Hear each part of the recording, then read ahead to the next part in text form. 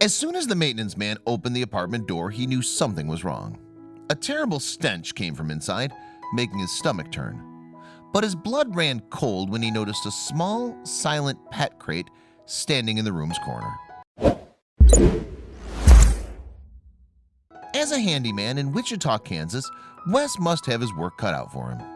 The properties under his care certainly seemed to keep him busy, if his recent adventures are any indication. Possibly the most memorable event happened in September. The initial call-out probably didn't sound like anything monumental to Wes, just another day on the job.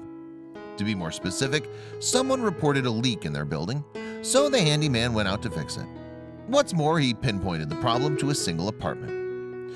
Wes correctly assumed a water pipe above the domicile had burst, so he went to investigate. However, a problem arose when he reached the location. As soon as the maintenance man opened the apartment door, a terrible stench overwhelmed him. What's more, things only got worse when Wes looked inside the property. Water flooded the residence, though that wasn't his main concern. What really captured the handyman's attention was the dark shape he saw standing in the room's shadows. On closer inspection, Wes discerned the shape to be a pet carrier. Although the building's residents were forbidden from owning pets, that wasn't the most worrying thing. The sight distressed him because most of the stink was coming from that crate. Furthermore, you'd expect animals to make some noise, but Wes didn't hear a sound from the carrier.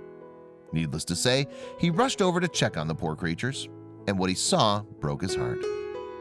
Wichita Animal Action League's, or WAAL, Executive Director Sarah Kaufman told his story. On September 18th, Kaufman told the dodo, there was feces and urine just spilling out of the front of the kennel. 2 little pit bull cross puppies sat inside among the filth. But that wasn't the worst of it. Whoever owned the babies had treated them terribly. What Wes saw disgusted him.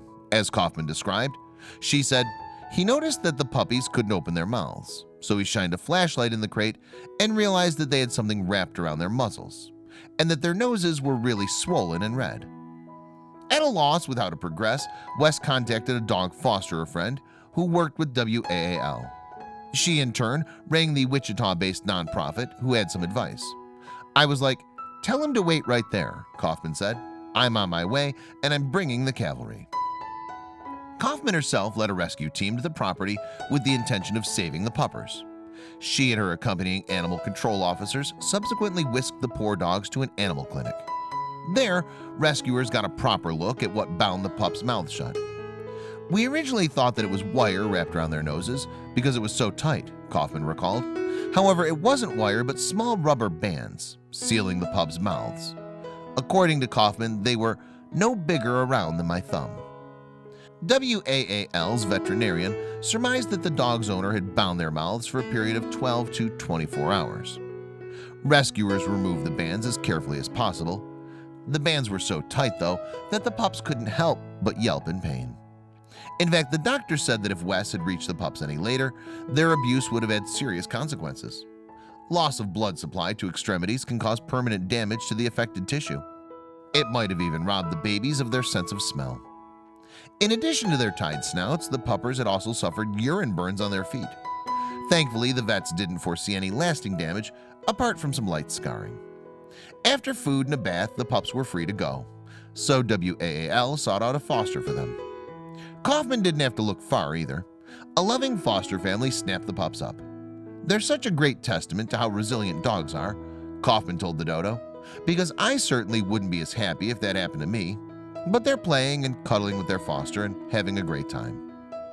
As well as their new family, which came complete with a mommy foster dog, the pups also got names. Now they're called Wilson and Violet, and they never have to go back to their previous owner. As for their abuser, they didn't escape punishment. WAAL explained as much via an update of the pup's progress on its Facebook page.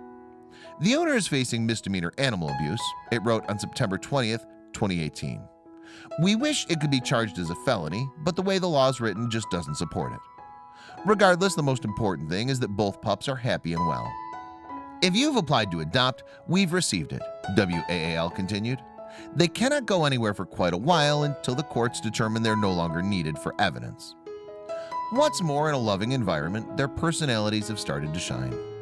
Wilson's the most energetic sibling, but cooler-headed Violet keeps her brother in line. Violet will tell Wilson exactly what she thinks and put him in his place if she thinks he needs it, Kaufman said. So it's really funny to see the little one beat up on the bigger one when he's being naughty.